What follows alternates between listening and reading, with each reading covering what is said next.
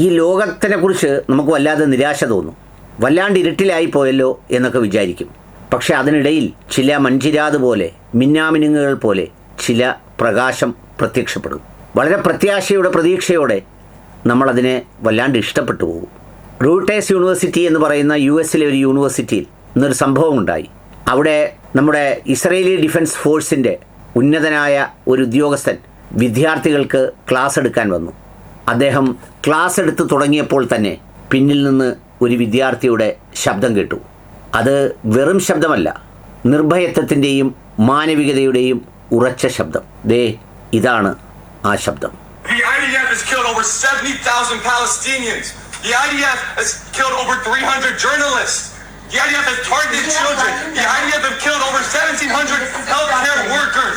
The IDF has targeted children.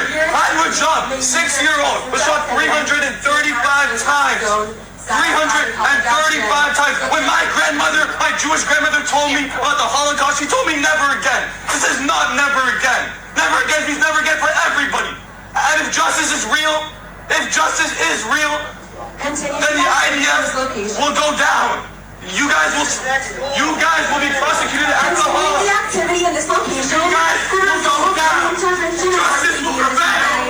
IDF ഏതാണ്ട് 70,000 ഫലസ്തീനികളെയാണ് കൊന്നുതള്ളിയത്. 300 ജേർണലിസ്റ്റുകളെയാണ് നിങ്ങൾ കൊന്നുതള്ളിയത്.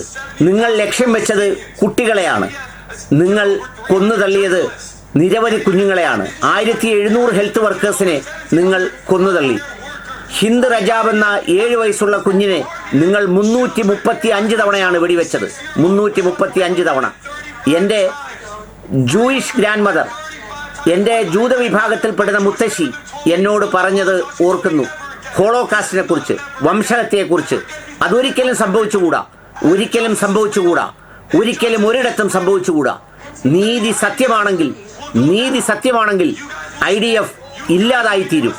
നിങ്ങളെ ഹേഗിലെ കോടതി പ്രോസിക്യൂട്ട് ചെയ്യും എന്ന് പറഞ്ഞതിന് ശേഷം നീതി പുലരും, നിങ്ങളില്ലാതാവും എന്നുറക്കെ പറഞ്ഞ് അവൻ ആ വേദി വിട്ടിറങ്ങി.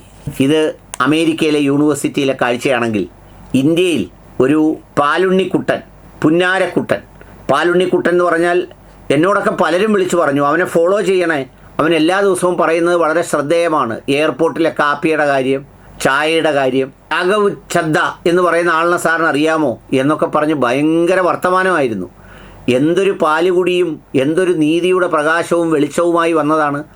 അവൻ വളരെ പെട്ടെന്ന് നിന്ന പാർട്ടിയെ എല്ലാം പറ്റിച്ച് നേരെ ഇന്നലെ വരെ പരിഹസിച്ചിരുന്നവരുടെ കൂടാരത്തിലേക്ക് വലിയ കോട്ടും സൂട്ടുമൊക്കെ ഇട്ടാണ് പോയതെങ്കിലും ലോകത്തിന് മുന്നിൽ ഒരു വസ്ത്രവുമില്ലാതെയാണ് നടന്നു കയറിയത് എന്ന കണക്കെ അവൻ്റെ പിന്തുണച്ചിരുന്നവർ അതിൻ്റെ പ്രതിഷേധം കാണിച്ചു. ജൻസി വിഭാഗത്തിലെ ആളുകളായിരുന്നു അധികവും അവനെ പിന്തുണച്ചത്. 14.6 മില്യൺ ഫോളോവേഴ്സായിരുന്നു അവനോടൊപ്പം ഉണ്ടായിരുന്നത്. എന്നാൽ 23 മണിക്കൂറിനുള്ളിൽ 10 ലക്ഷത്തോളം പേർ അൺഫോളോ ചെയ്തു. എന്ന് വെച്ചാൽ നിന്നെ കാണണ്ട എന്ന രീതിയിൽ. അത് പിന്നീട് വീണ്ടും ഗണ്യമായി കുറഞ്ഞു. അതുപോലെ തന്നെ 8.3 മില്യൺ എന്ന കണക്കിൽ ഫേസ്ബുക്കിലെയും താഴേക്ക് പോയി. അത്ര ഗണ്യമായ കുറവാണ്. ഏതാണ്ട് 20 ലക്ഷത്തിലധികം ആളുകളാണ് വെറും 24 മണിക്കൂർ കൊണ്ട്, നാടൻ ഭാഷയിൽ പറഞ്ഞാൽ ഈ നാറിയെ എനിക്ക് കാണണ്ട, ഞങ്ങൾക്കറിയണ്ട എന്ന് പറഞ്ഞ് പിൻവലിഞ്ഞു പോയത്. ഇത് ലോകത്തെ 2 തരം പ്രതിഷേധങ്ങളാണ്. ഒന്ന് നേർക്ക് നേരെ നിർഭയനായി എഴുന്നേറ്റ് അവിടെ നിന്ന് പറഞ്ഞു, എൻ്റെ ജൂതയായ മുത്തശ്ശി പറഞ്ഞിട്ടുണ്ട്, ഹിന്ദ് റജബ് എന്ന് പറയുന്ന 6 വയസ്സുള്ള കുഞ്ഞിനെ 335 തവണ വെടിവെച്ച നിങ്ങൾക്ക് ലോകത്ത് നടന്ന് എന്ത് നീതി പറയാനുള്ള യോഗ്യതയാണുള്ളത്?